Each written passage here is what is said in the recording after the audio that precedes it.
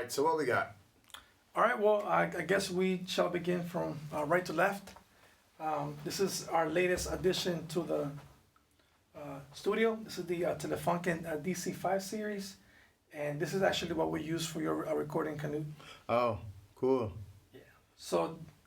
Oh yes, I remember on the toms. We used it on the toms and some other elements. Yeah, snare and kick. So the ones in, I guess, this dark gray are the Telefunken M81s.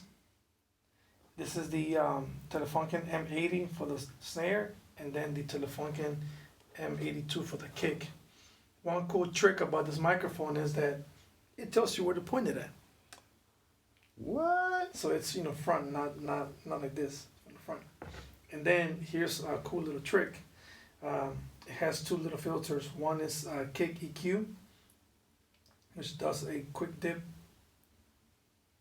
there on like the mids, and then here just a high boost for the top end when you want to hear that beater. So I typically start flat, but I will say that in the past few sessions I've ended up with the high boost enabled. Nice. Yeah, so this is definitely, and this is what we did for you is that all these microphones went through the Millennia HV 3D mic pre. It's an 8-channel mic pre that we have in the studio, and that's what they complement really well. The Millennia circuitry along with this microphone, man, they really work well together, and I highly love these microphones for drums. Nice. Cool. So next on the list we have the Airforce QTC40 series. It comes with a match pair, and these microphones are very precise. They're very flat in response. Mm-hmm. You can use them as an RTA mic, for those who like to shoot the room for live work. You can use these for choir. You can use these for overheads. You can use these for almost any application where you want to picture and you want to capture that natural sound. These are very flat in a response, and I mean they just don't disappoint. They're just that Nice. good. They're very accurate. Then we're gonna go a little up top. We have Beyerdynamic Opus 88, which is one of my favorite microphones for live sound. I actually have a whole Beyerdynamic live kit, is what I call it. I have vocal mics, and I also have drum mics, and I also have instrument mics from Beyerdynamic from their touring grade series. They're just not only is this clip here, this design super easy to work with. They don't damage your rims for an instrument, and when it's time to quickly mic up a drum set, you can do it within minutes because you don't need to haul mic stands. You really bring your cable, snake, mic, clip it, and man, so this cool little design is also one factor besides their sonic quality as to why I chose Beyer for live sound. That's a pretty cool setup with clipping on there. Yeah, and you can move the microphone and you can bend it a little bit. So definitely this mic. You use that mostly on what, snares? Snares, yes. So, and even for percussion, conga. You can use it for a djembe, any type of hand percussion instruments. This is definitely a great go-to microphone. Then we have the DPA. This is your one favorite mic you'd pack in your bag on an island. Yep, and you see it's small, and so you can fit many. This is the 4099B as in boy for bass. But DPA, they have a bunch of series, the 4099 series for V for violin, for cello, for horns, and so these microphones, man, I mean, I don't know, they're just magic. Not only do they capture your sound with a lot of accuracy, they just have the way that a DPA microphone deals with fast and slow transients. They just have it figured out, man. They just have that down to a science. Nice. And the microphones are definitely delicate, so they're not one that can take a beating. However, if you care for them, they will definitely last you for many years to come. And one thing about a DPA also that I love is the fact that you can change the tips. And so this is for an XLR, but you can change this if you have a wireless system. Yeah. You can just change the adapter. That's cool. And so That's that's why, pretty cool. the one microphone. I've never seen that before. Yeah, so you have one microphone in the world, then just get a DPA mic, a few accessories, and you can pretty much apply it to any application. Yeah, definitely. Cool. So next, I'll hold off on the Royer. Let's go for the Shures. So earlier, this is what I was talking about. This is on the right side. You see a standard. Well, I guess in today, where you can go to your local store and go pick up this microphone for $100. Shure SM57. Then to its left, you see its older brother. This is a vintage, original Shure SM57, and you can, what I was saying earlier, you can see that label on the side. It's a quick telltale on the mic, being different. The one on the left being a vintage. But let me tell you, man, when you place these microphones side by side, it is obvious. You can hear the difference. And there's some magic in the old one that I cannot explain. All I can tell you, I can tell you is that it delivers, man. Nice. Put it for a electric guitar cabinet, or put it for a snare, put it for a trumpet. The microphone just has magic, man. Why is it people don't like to use it for vocals anymore, when it was the choice for vocalists back in the 60s and before? I think it's miseducation. I'm not sure if this is still true today, but actually Kevin Jackson was the one that told me the story. Celine Dion, when she's doing her residency in Las Vegas, is using an SM57 as her vocal mic.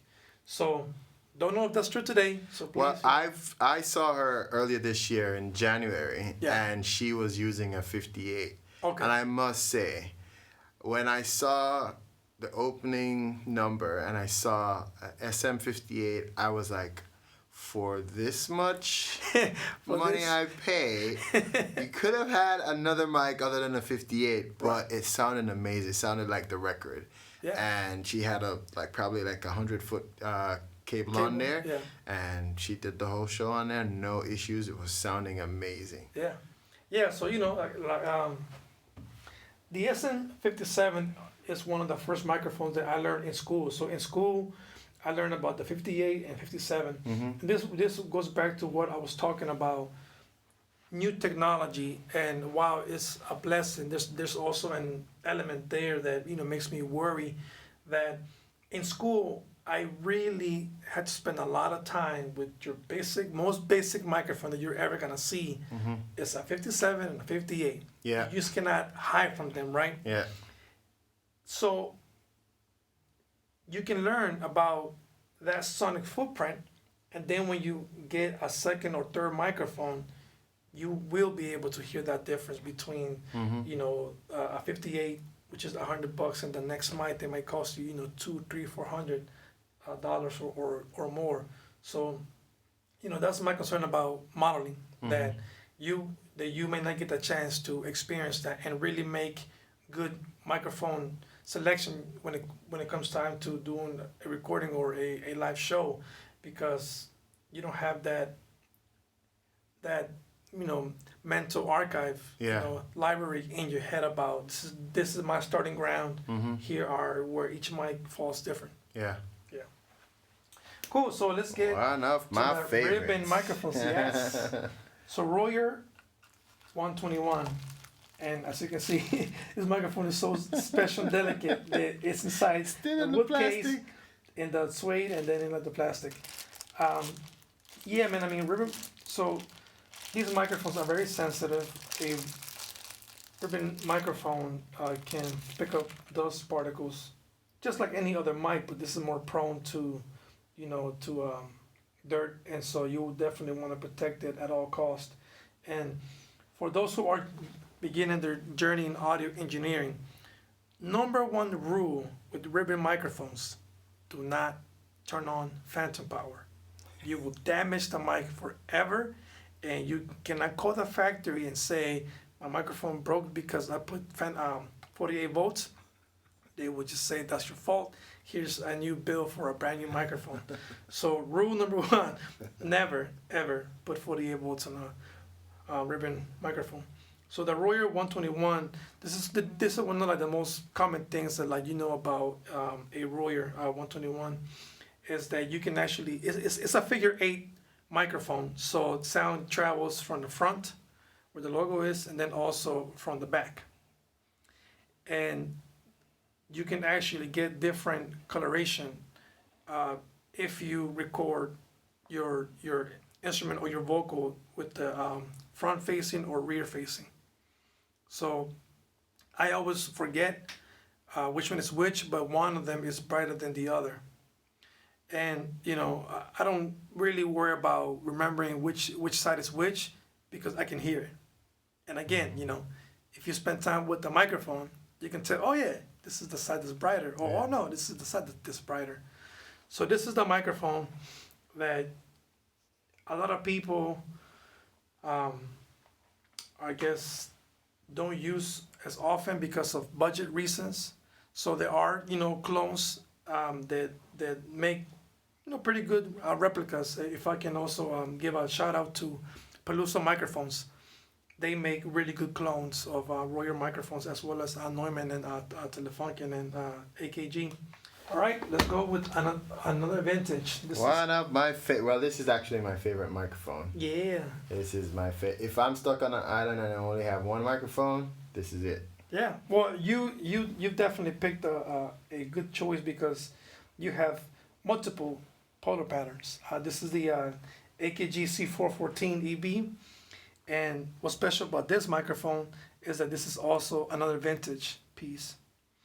So this microphone, compared to the new ones that are now in circulation in your favorite music store, this is actually one of the original ones. And you can tell by the logo, and you can tell by the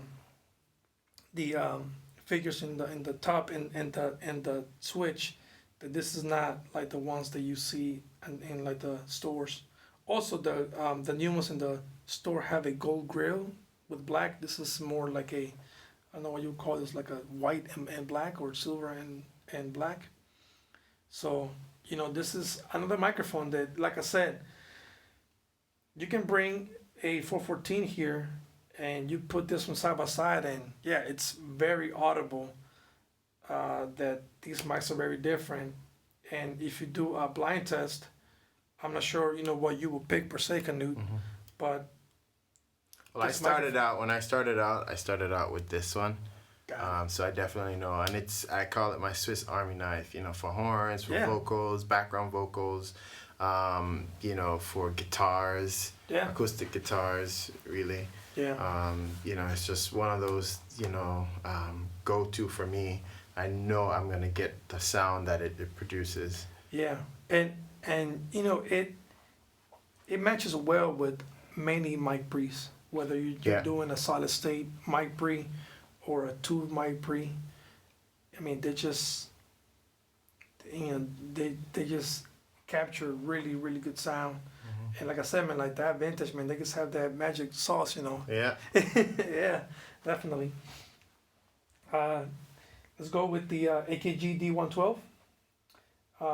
Another microphone that you cannot get away from. This is one of those classics. Yeah. Same thing as the Shure Beta 52. This is, if I were to pick between the 52 and the D112, I'd lean more towards the D112.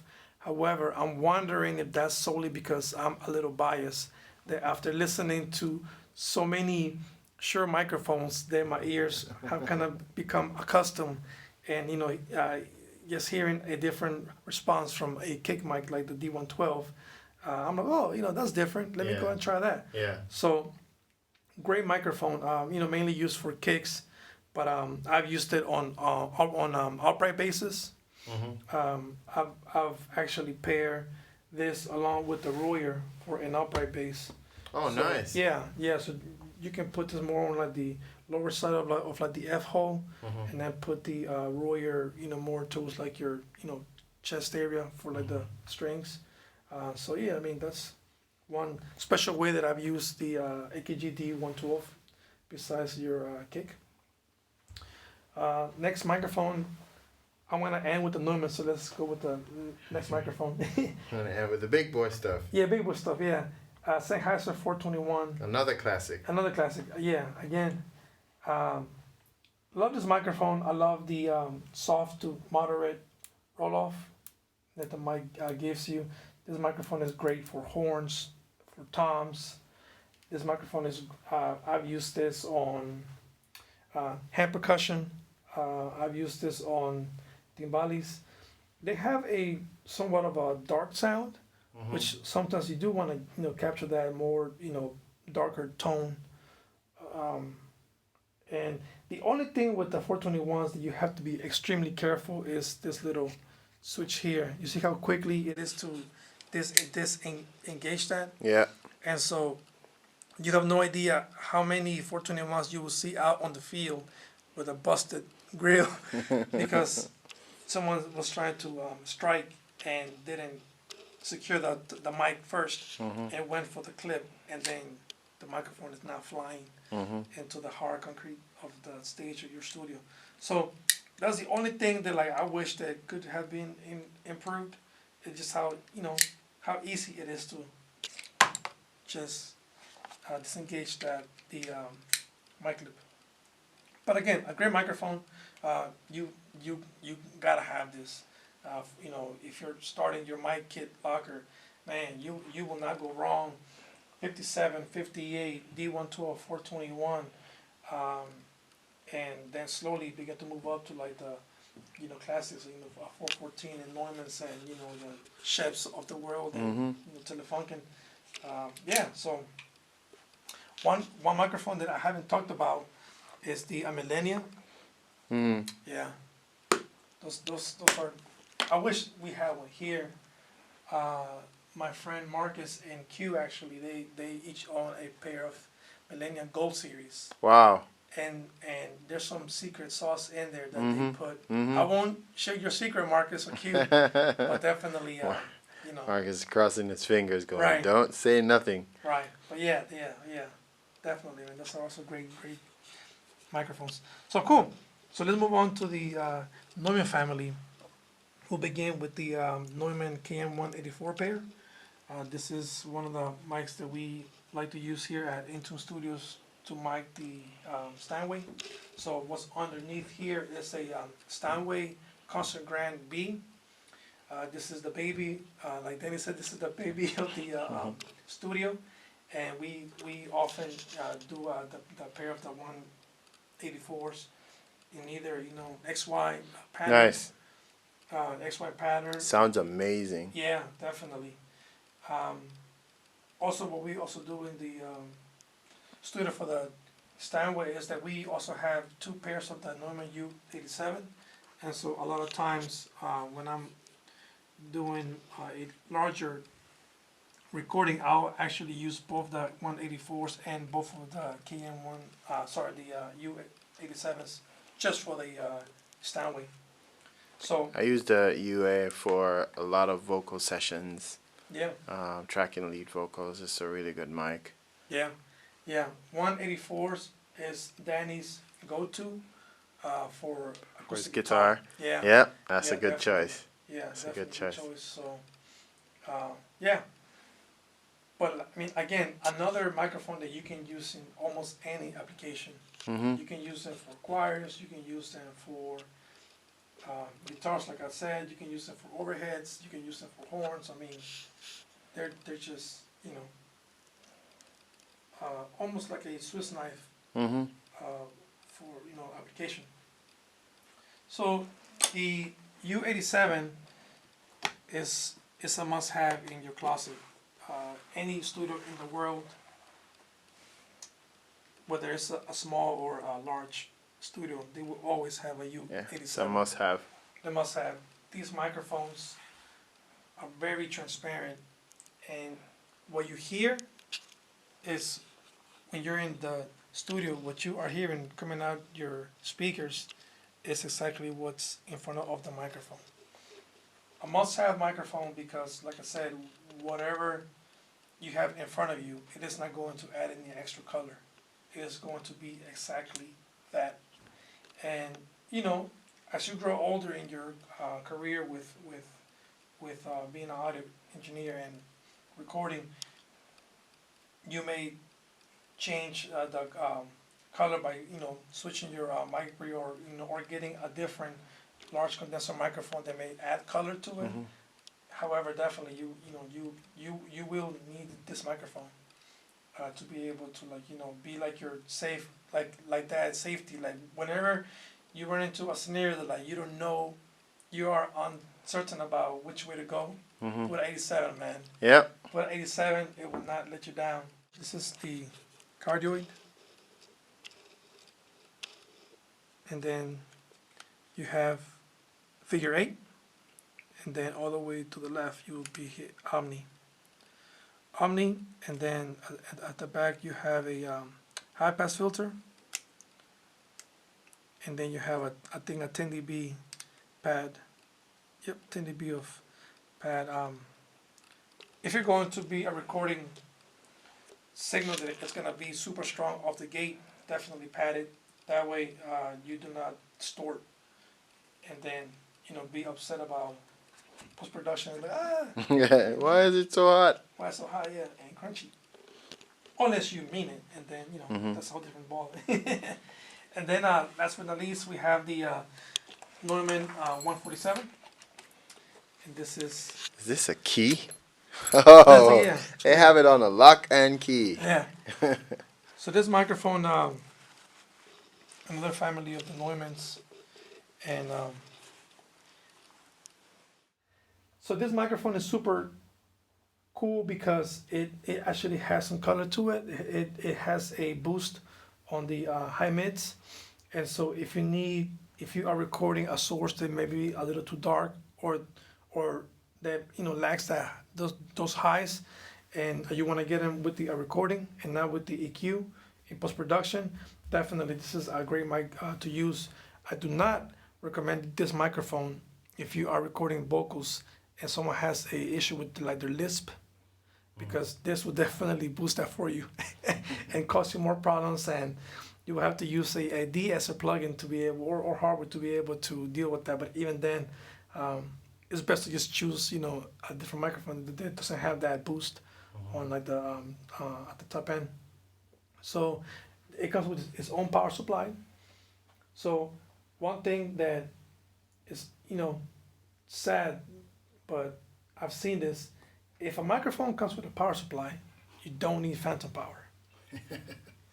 Right. Don't try this at home, kids. Don't try this at home, kids. However, you will not know this because the microphone will keep working. However, you could damage it because you're feeding it 48 volts when it's already being fed power to work.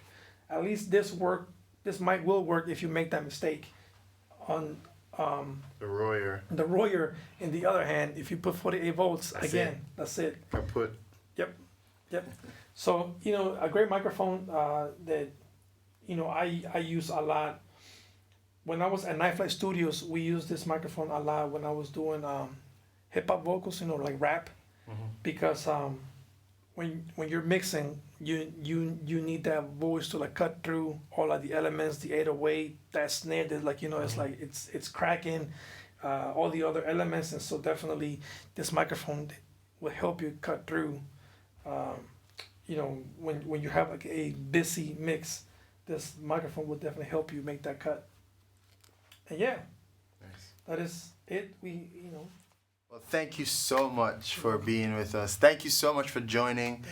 We've seen the closet here at Intune Studio, and We thank you for your time. Be sure to check Ferddy out on his social media. And anything else you want to tell us? Yeah, definitely. I definitely want to give thanks to Danny and Cecilia for giving us the opportunity to be here today.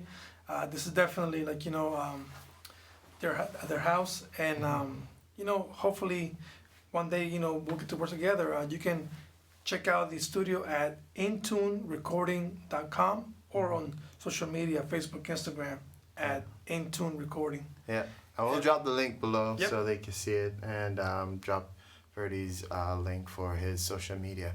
Thank you so much for joining. Thank you. My name is Canute. See you next time.